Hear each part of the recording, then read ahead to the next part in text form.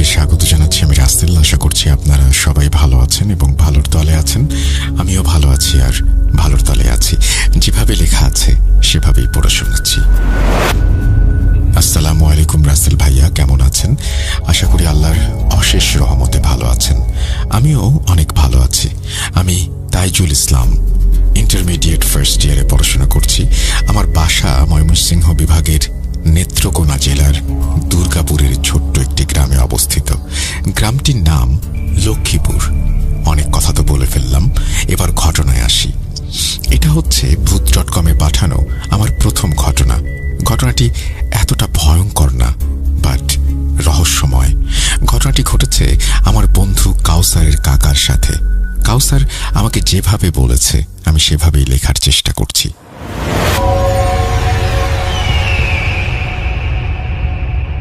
ঘটনাটি একটা কবরস্থানকে নিয়ে। ঘটনাটার সাল 2012। আমার বয়স তখন 8 বছর। আমার কাকা বাবার থেকে 5-6 বছরের ছোট। কাকার নাম রাসেল। একদিন আমার বাবা ফজরের নামাজ পড়তে গিয়ে মসজিদে যান।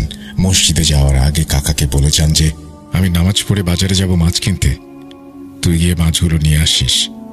আমি একটু আমার বন্ধুর বাসায় যাব। কাকা বলল, ঠিক আছে, তুমি যাও, আমি আসবো। এখানে বলে রাখা ভালো, লক্ষ্মীপুর বাজারে আগে ভোর সকালে মাছ বিক্রি হতো, অনেক তাজা মাছ। পাশে একটা বিল ছিল, সেখান থেকে জাল দিয়ে মাছ ধরে সকালে বিক্রি করা হতো। যাই হোক, বাবা নামাজ শেষ করে দ্রুত বাজারে চলে যান মাছ কিনতে।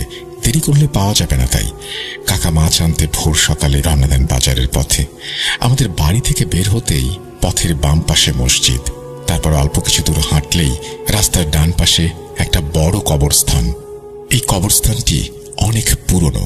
এখানে গ্রামের সবাই লাশ দাফন করে। কাকার বাজারে যেতে 10 মিনিট সময় লাগলো। বাজারে গিয়ে দেখে বাবা বড় একটা মাছ কিনে দাঁড়িয়ে আছে। কাকাকে দেখেই বলল, কিছু খাবি? কাকা মাথা নাড়িয়ে না বোধক উত্তর দিল। বাবা 20 টাকার একটা নোট কাকার হাতে দিয়ে বলল, তোর ভাবিকে বলবি মাছটা ভালো করে ভাজি করতে, আমরা সবাই একসাথে বসে খাবো। কাকা মাছ নিয়ে বাড়ির দিকে রওনা দিল। তখনও ভোরের আলো ফোটেনি। রাস্তাটা একদম ফাঁকা, পথে কারো সারা শব্দ নেই। কাকা মাছ নিয়ে হাঁটতে হাঁটতে কবরস্থানের পাশে এসে হঠাৎ কিছু একটা দেখে দাঁড়িয়ে পড়ল। কাকা দেখল কবরস্থানে 2টা লোক, সাদা পাঞ্জাবি পায়জামা পরিহিত, মাথায় সাদা পাগড়ি বাঁধা। তাদের সামনে একটা নতুন কবর খোঁড়া আছে এবং 5টা লাশ 5টা মরার খাটিয়ায় রাখা। এরপর আস্তে আস্তে 2টা লোক লাশগুলোকে ধরে কবরের ভেতরে রাখছে। এখানে আশ্চর্যের বিষয় হচ্ছে একটাই যে 5টা লাশ একটা কবরে দাফন করা হচ্ছে, একটার পর একটা। আমরা যেটাকে মাটি চাপা দেয়া বলি। তা যাই হোক, লোক 2টা একের পর এক মোট 4টা লাশ কবরে রাখলো।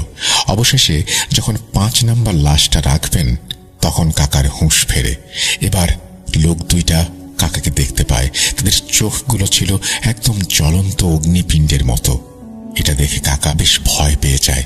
সাথে সাথে তিনি একটা জোরে চিৎকার দিয়ে বাড়ির দিকে ছুটে আসেন এবং বাড়ির উঠোনে এসে পড়ে যান, সেন্সলেস হয়ে যান। বাড়ির সবাই ছুটোছুটি করে আসে। দাদি এবং মা কাকাকে ধরে পাটিতে শুয়ে মাথায় পানি ঢালতে থাকেন। কাকার যখন সেন্স ফেরে তখন তাকে জিজ্ঞেস করা হয়। তিনি সবকিছু খুলে বলেন। কেউ তার কথা বিশ্বাস না করলেও দাদি বিষয়টি আমলে নেন। দাদি তখন দাদাকে পাঠান ইমাম সাহেবের কাছে পানি পড়া আনতে। প্রায় 10 মিনিটের মধ্যে দাদা পানি নিয়ে চলে আসেন। কাকাকে পানি পড়া খাইয়ে দিলে সেদিনের মতো পরিস্থিতি স্বাভাবিক হয়ে যায়। কিন্তু আসল ঘটনা ঘটে পরের দিন সকালবেলা। সকালবেলা উঠে কাকা পাগলের মতো আচরণ করতে শুরু করে। যাকে সামনে পায় তাকেই মারধর করে এবং বলতে থাকে, যা দেখেছিস ভুলে যা, ভুলে যা, ইত্যাদি আরো অনেক কথা। দাদা বুঝতে পারেন এবং সন্ধ্যায় এক কবিরাজকে বাড়িতে নিয়ে আসেন। কবিরাজ আসার পর সম্পূর্ণ বাড়িটা ঘুরে ফিরে দেখে দাদাকে বলেন যে, ঠিক আছে, ব্যাপারটা আমি দেখছি। আপনি কিছু জিনিস নিয়ে আসেন, যেমন আগরবাতি, মোমবাতি, জবা ফুল, আরো কিছু জিনিস। দাদা আর বাবা সবাই মিলে সবকিছু জোগাড় করেন। তারপর কবিরাজ ঘরে একটা আসন পাতেন এবং বলেন, এই ঘরে দরজা লাগিয়ে সবাই যেন বাইরে চলে যায়, ভুলেও কেউ যেন দরজা না খোলে তিনি না বলা পর্যন্ত, তা না হলে বিপদ হতে পারে। সবাই বাইরে চলে এলো এবং কবিরাজ কাজ শুরু করলো। কিন্তু কবিরাজ ভেতরে কি করছে কাকার সাথে তা কেউ জানতে পারেনি ভয়ে। কিছুক্ষণ পর কাকা চেঁচিয়ে উঠল আর বলল, আমার ভুল হয়ে গেছে, মাফ করে দাও। আরো অনেক শব্দ শোনা যাচ্ছিল। ঘরের ভেতরে যেন ঝড় বয়ে যাচ্ছে। আনুমানিক 30-35 মিনিট পর পরিস্থিতি স্বাভাবিক হলে কবিরাজ ডাক দেয় সবাইকে। দাদা দরজা খুলে দেখেন দুজনেই অজ্ঞান হয়ে আছেন। নাকে মুখে পানি ছিটিয়ে দিলে কবিরাজের হুঁশ ফেরে, কিন্তু কাকা তখনও অচেতন অবস্থায়। কবিরাজ বলেন যে সমস্যার সমাধান হয়েছে, এই তাবিজটি জ্ঞান ফেরার পর ওর হাতে বেঁধে দেবেন এবং 41 দিন রাখতে বলবেন। এখন আমি আসি। এই বলে কবিরাজ চলে যান। তার কিছুক্ষণ পর কাকার জ্ঞান ফেরে এবং কবিরাজের কথা মতো তাবিজটি পুড়িয়ে দেয়া হয় তাকে। এরপর কাকার আর কোনো সমস্যা হয়নি। কিন্তু এখানে একটা প্রশ্ন রয়ে যায়, কি হয়েছিল কাকার সাথে যা কবিরাজ বলেননি? পরবর্তীতে দাদা কবিরাজকে খুঁজেছিল কিন্তু পায়নি। এখানে একটি আশ্চর্যের বিষয় হচ্ছে যে এরপর থেকে ওই রাতের ঘটনা কাকা মনেই করতে পারেননি, কিছু বলতেই পারেননি। জিজ্ঞেস করলে বলতেন, আমার তো কিছু মনে পড়ছে না। তো এই ছিল ঘটনা। ভালো লাগলে পড়ে শোনাবেন। আল্লাহ হাফিজ। এই বলেই তিনি তার ঘটনা শেষ করেছেন। ঘটনাটা যদি আপনাদের ভালো লাগে অবশ্যই আমাদের জানাবেন। আমরা চলে যাব আমাদের পরবর্তী ঘটনায়।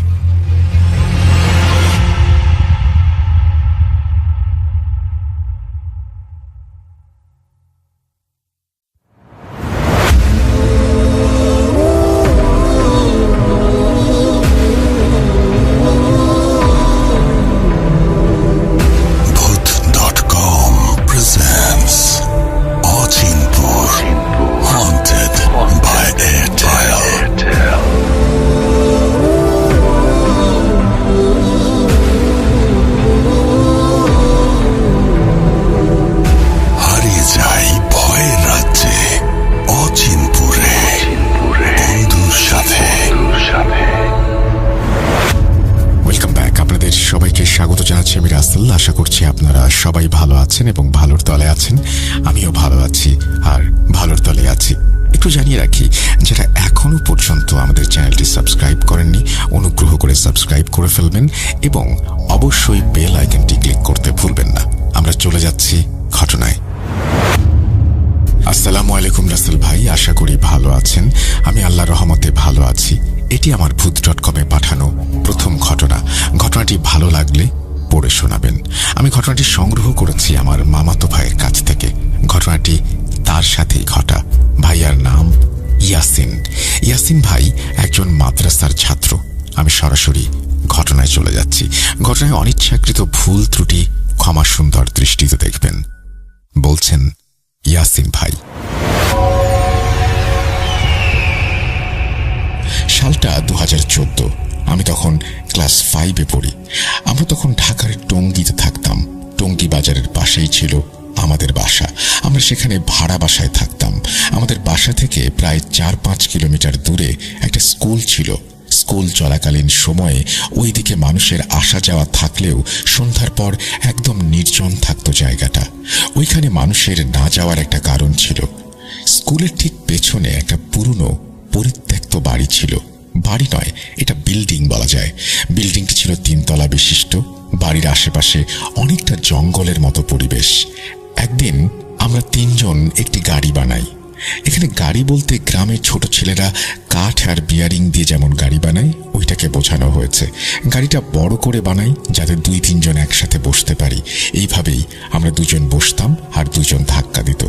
সেদিন বিকেলে এইভাবে খেলতে খেলতে আমরা অনেক দূরে চলে যাই। যখন বুঝতে পারি আমরা অনেক দূরে চলে এসেছি, তখন আশেপাশে দেখি ওই পরিত্যক্ত বাড়ির পাশে কখন যেন চলে এসেছি। হঠাৎ দেখি আকাশ কালো হয়ে ঝুম বৃষ্টি নামতে শুরু করলো। এত বৃষ্টি যে এখন বাড়ি ফিরে যাওয়াও সম্ভব না। তখন সন্ধ্যা হয়। আমার এক বন্ধু সজীব বলে, চল এই বাড়িটার সামনে কিছুক্ষণ দাঁড়াই, পরে বৃষ্টি কমলে না হয় চলে যাব। সবাই প্রথমে যেতে না চাইলেও আকাশের পরিস্থিতি দেখে সবাই যেতে রাজি হলো। বাড়িতে ঢোকার জন্য স্কুল ঘুরে তারপর যেতে হতো। আর একটা রাস্তা ছিল, তবে সেটাকে রাস্তা বলা ঠিক হবে না, বড় একটা দেয়ালের নিচে ভাঙা একটা গর্ত।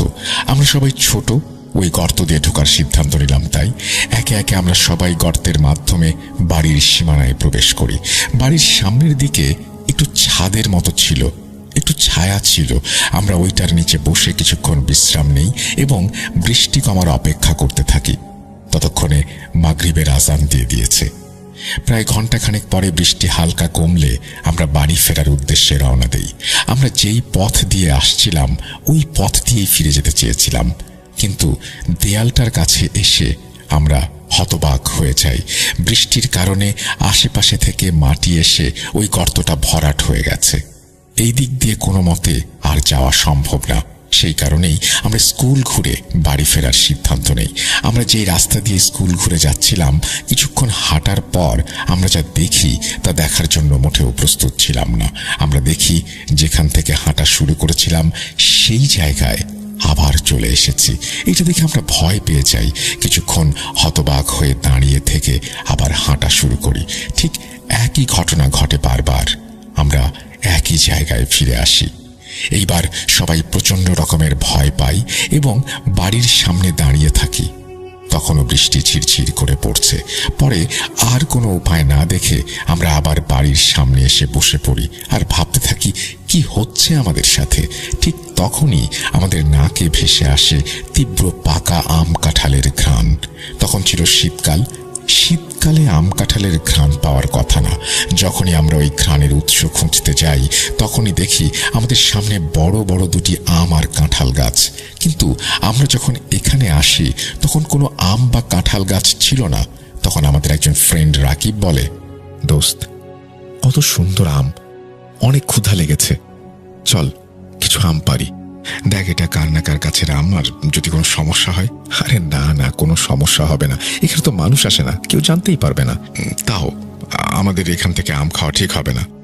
তুই না খেলে না খাবি, ক্ষুধা লেগেছে, আমি খাবো, আমরা খাবো। এই বলে রাকিব কিছু পাথর দিয়ে আম পারে আর সজীব গাছে উঠে পড়ে। সে কাঁঠাল গাছ থেকে 2টা কাঁঠাল পারে। আমি বাদে সবাই আমার কাঁঠাল খেলো। এর মাঝে দূর মসজিদ থেকে এশার আজান ভেসে আসে। আমি বললাম, দেখ এশার আজান দিয়ে দিয়েছে, চল তাড়াতাড়ি বাড়ি ফিরি। সবাই যখন আমরা বাড়ি ফেরার জন্য উঠি, হঠাৎ এই বৃষ্টির পরিমাণ অনেক বেড়ে যায় এবং মুষলধারে বৃষ্টি পড়তে শুরু করে।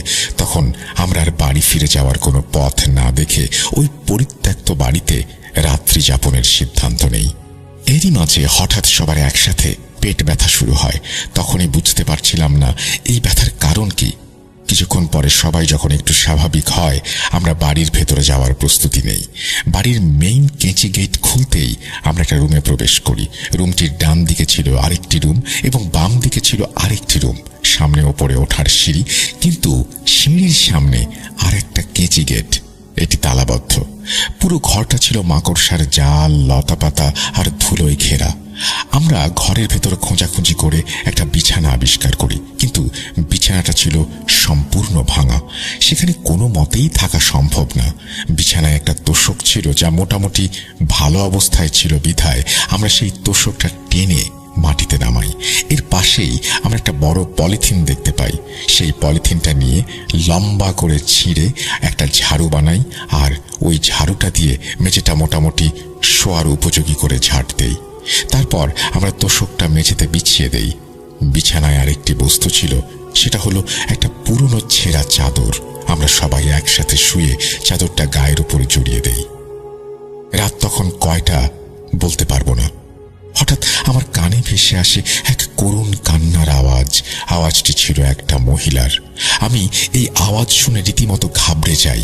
ভয়ে ভয়ে সজীবকে ডাক দিয়ে বলি, সজীব, এই সজীব, দেখ কে যেন কান্না করছে।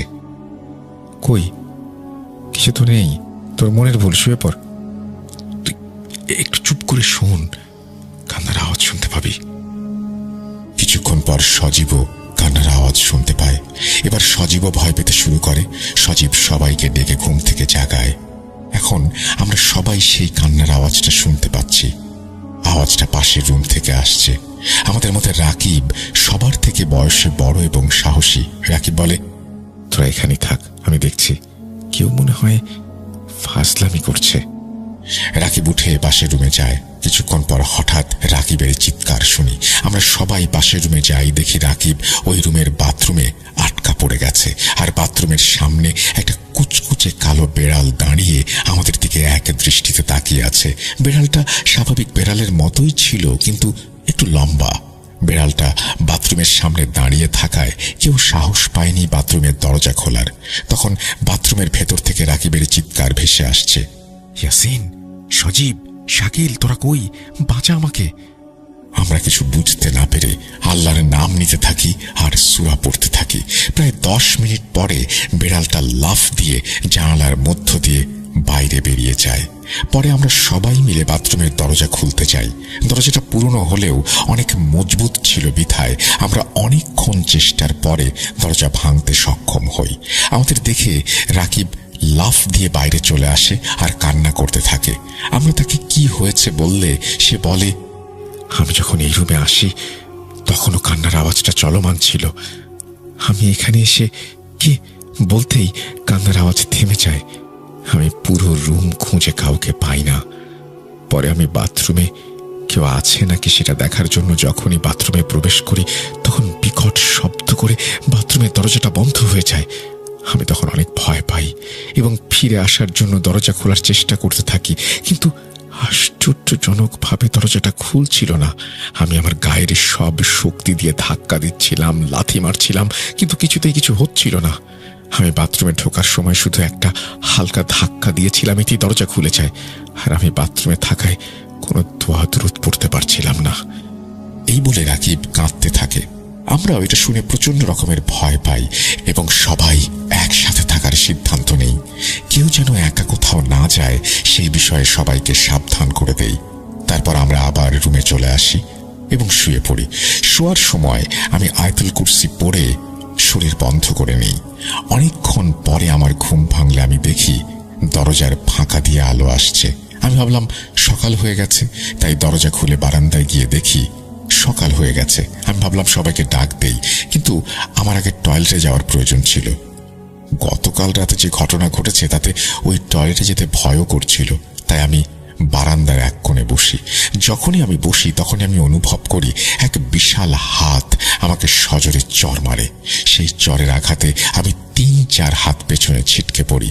তারপর আমি যা দেখি তা দেখার জন্য আমি মোটেও প্রস্তুত ছিলাম না। আমি দেখি চারপাশ ঘুটঘুটে অন্ধকার। তখন আমার বুঝতে বাকি রইল না যে এখনো সকাল হয়নি। ঠিক তখনই আমার কানে ভেসে আসে একটা ভারী কণ্ঠস্বর। আওয়াজটি বলছে, তোর এত বড় সাহস! আমি কথা শুনে আর নিজেকে ধরে রাখতে পারিনি। আমি জ্ঞান হারাই। জ্ঞান ফিরে এলে আমি নিজেকে আমার যেই রুমে ছিলাম সেই রুমে আবিষ্কার করি। আমি দেখি আমার বন্ধুরা আমাকে ঘিরে বসে আছে। আমার এক বন্ধু সোহেলের দিকে তাকিয়ে আমি অবাক হয়ে যাই। আমি দেখি তার বাম চোখ প্রায় বাঁকা হয়ে গেছে, বাম পাশের চোখের মণিটা সম্পূর্ণ বাম দিকে সরে গেছে। আমি তাকে যখন জিজ্ঞেস করি তোর কি হয়েছে, তখন সে আমার প্রশ্নটা এড়িয়ে যায়। বাকিদের জিজ্ঞাসা করলে তারাও কিছু জানে না জানায়। তখন আমি তাদেরকে আমার সাথে ঘটে যাওয়া ঘটনাটা খুলে বলি। তখন সজীব যা বলে তা শুনে আমি রীতিমতো অবাক হয়ে যাই। সে বলে, আমরা রাতে ঘুমানোর কিছুক্ষণ পর হঠাৎ আমার ঘুম ভেঙে যায়। তখন আমি দেখি বাইরের আলো দরজার ফাঁকা দিয়ে ভেতরে আসছে। আমি ভাবলাম সকাল হয়ে গেছে, বাইরে যাই। আমি দরজা খুলে দেখি সকাল হয়েও গেছে। আমি যখনই বারান্দা পেরিয়ে পা রাখি হঠাৎ করে চারিদিকে নেমে আসে ঘুটঘুটে অন্ধকার। আমার সামনে বড় বড় 2টা আম আর কাঁঠাল গাছ। এটা দেখে আমি প্রচন্ড রকমের ভয় পেয়ে যাই। পরক্ষণেই আমি জ্ঞান হারাই। আমার জ্ঞান ফিরে এলে আমি দেখি আমি বাইরে মাটিতে শুয়ে আছি। আমি তৎক্ষণাৎ উঠে ঘরে চলে আসি। ঘরে ঢুকে দেখি সোহেল রুমের মেঝেতে পড়ে আছে। পরে আমি সবাইকে ডেকে তুলি, কিন্তু আমরা তোকে দেখতে না পেয়ে বাইরে যাই। গিয়ে দেখি তুই অজ্ঞান হয়ে পড়ে আছিস। তখন আমরা তোকে ধরাধরি করে রুমে নিয়ে আসি।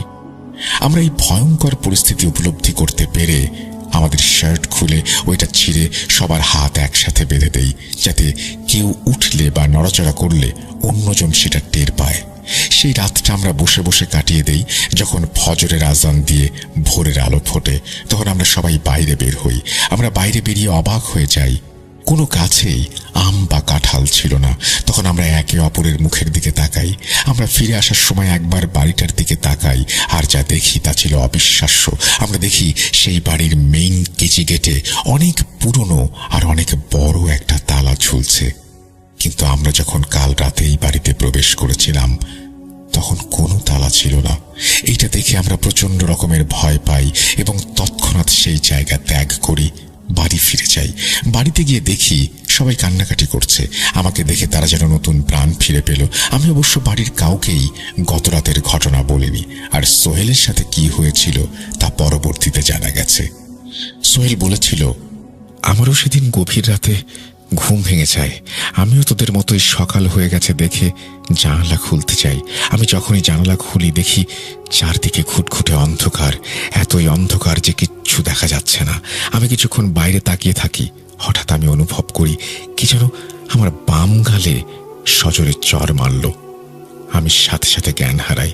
যখন আমার জ্ঞান ফেরে তখন আমি দেখি মেঝেতে পড়ে আছি, আর আমার বাম চোখটা ভীষণ ব্যথা করছে। পরে আমি তোদের কাছে থেকে জানতে পারি যে আমার চোখ নাকি বাঁকা হয়ে গেছে। আমি তখন তোদেরকে বলিনি, কারণ তোরা এমনই ভয়ে ছিলি। এর মাঝে তোদের ভয় বাড়াতে চাইনি। পরবর্তীতে জানা গেছে সেখানে অনেক আগে একজন মহিলা ফাঁসি নিয়ে আত্মহত্যা করেছিল। তিনি কেন আত্মহত্যা করেছিলেন তা জানা যায়নি। অনেকদিন পর্যন্ত লাশটা ঝুলে থাকায় সেটা থেকে দুর্গন্ধ আসতে থাকে। পরে সেখানকার মানুষ সেই বাড়ির তালা ভেঙে লাশ ঝুলতে দেখে। পুলিশ এসে লাশ উদ্ধার করে। তারপর প্রায় রাতেই মানুষ এই বাড়ির ভেতর থেকে কারো কান্নার আওয়াজ পায়। পরে স্থানীয় মানুষ এই বাড়িটিকে পরিত্যক্ত বাড়ি হিসেবে ঘোষণা করে এবং বাড়িটি বন্ধ করে দেয়। তারপর আর কোনো মানুষ রাতের বেলা একা ওই পথ দিয়ে যাওয়া আসা করে না। এই বলে ইয়াসিন ভাই তার ঘটনা শেষ করেন। সোহেল ভাইয়ের বাম চোখ এখনো বাঁকা। অনেক ডাক্তার কবিরাজ দেখানো হয়েছে, কিন্তু কোনো কাজ হয়নি। এই ছিল আমার সংগ্রহ করা ঘটনা। জানি না কতটুকু ভয়ের ছিল, কিন্তু ঘটনাটি সম্পূর্ণ সত্য। গুছিয়ে না লিখতে পারার জন্য আমি দুঃখিত। এই বলেই তিনি তার ঘটনা শেষ করেছেন এবং তিনি লাস্টে লিখেছেন, বিশেষ দ্রষ্টব্য, ঘটনায় ইয়াসিন ভাই ছাড়া সকলটির নাম ছদ্ম। যাই হোক, আপনাকে অসংখ্য ধন্যবাদ। আপনি এই ঘটনাটি শেয়ার করেছেন আমাদের সাথে। আশা করছি এই ঘটনাটি সবার ভালো লেগেছে। যদি ভালো লাগে অবশ্যই আমাদের জানাবেন। আমরা চলে যাব আমাদের পরবর্তী ঘটনায়।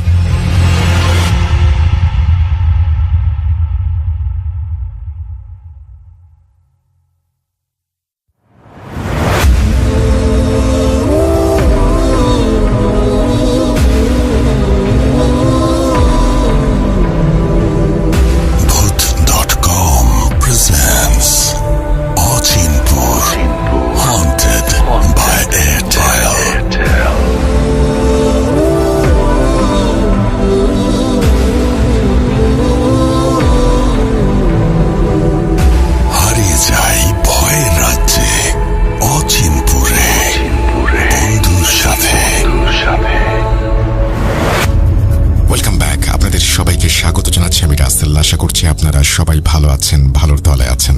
আমিও ভালো আছি আর ভালোর দলে আছি। আরও একটা ঘটনায় যাব। ঘটনায় যাওয়ার আগে আপনাদের একটু ছোট্ট করে বলি, যারা এখনো পর্যন্ত আমাদের ইউটিউব চ্যানেলটি সাবস্ক্রাইব করেননি, অনুগ্রহ করে সাবস্ক্রাইব করে ফেলবেন এবং আপনারা কেমন ঘটনা শুনতে চান সেটা জানাবেন। আমিও আপনাদের কথা জানিয়ে দেব সবাইকে। সেই ধরনের ঘটনা যদি কারো কাছে থেকে থাকে তিনি হয়তো অবশ্যই পাঠাবেন। আমরা চলে যাচ্ছি আমাদের আজকের ঘটনায়। যেভাবে লেখা আছে আমি সেভাবেই পড়ে শোনাচ্ছি। আসসালামু আলাইকুম প্রিয় রাসেল ভাই ও প্রিয় শ্রোতা বন্ধুরা, আমি আপনার একজন নিয়মিত শ্রোতা। ঘটনাটি স্টুডিওতে এসে শোনানো সম্ভব না।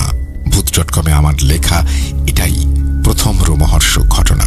ঘটনাটি লিখছি আমি রাকিবুল, রংপুর থেকে।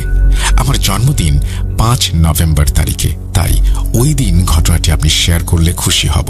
চলুন আর কথা না বাড়িয়ে ঘটনায় চলে যাই।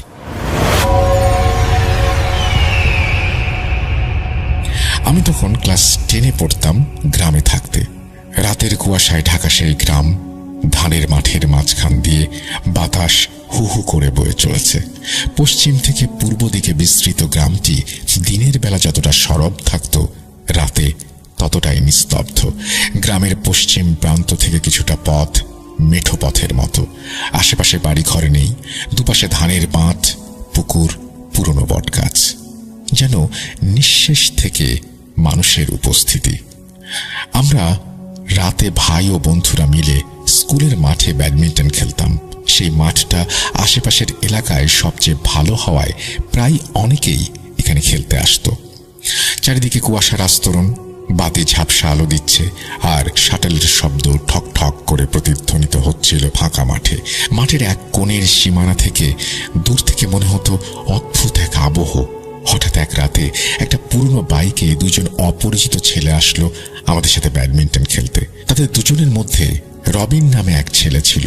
সে প্রায় কয়েকদিন পর পর খেলতে আসতো।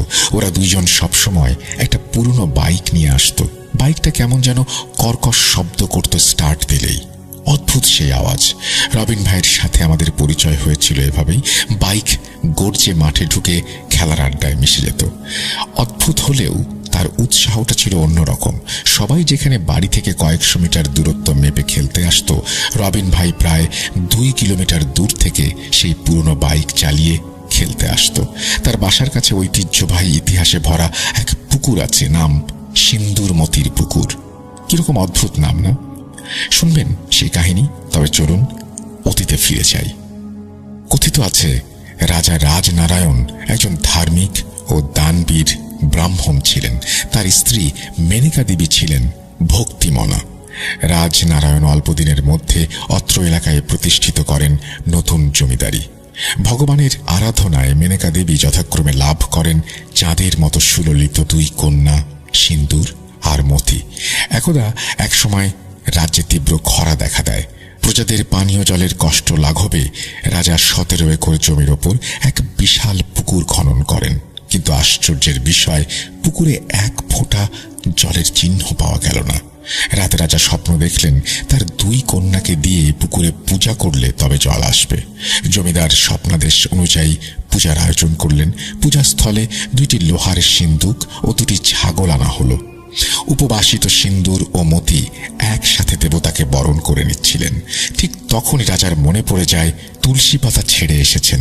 তিনি তুলসী পাতা আনতে গেলে সহসা বিকট শব্দে পুকুরের তলদেশ ভেদ করে তীব্র বেগে অজস্র জলরাশি বের হতে লাগলো।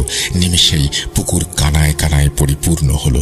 কোনো মতে সবাই সাঁতরিয়ে ডাঙায় ওঠে, কিন্তু উঠতে পারল না সিন্দুর আর মতি। ইতোমধ্যে জমিদার ফিরে এসে দেখেন সব শেষ। তিনি শোকে কাতর হয়ে পড়েন। মেনকা দেবীও শোকে শয্যাশায়ী হয়ে পড়েন।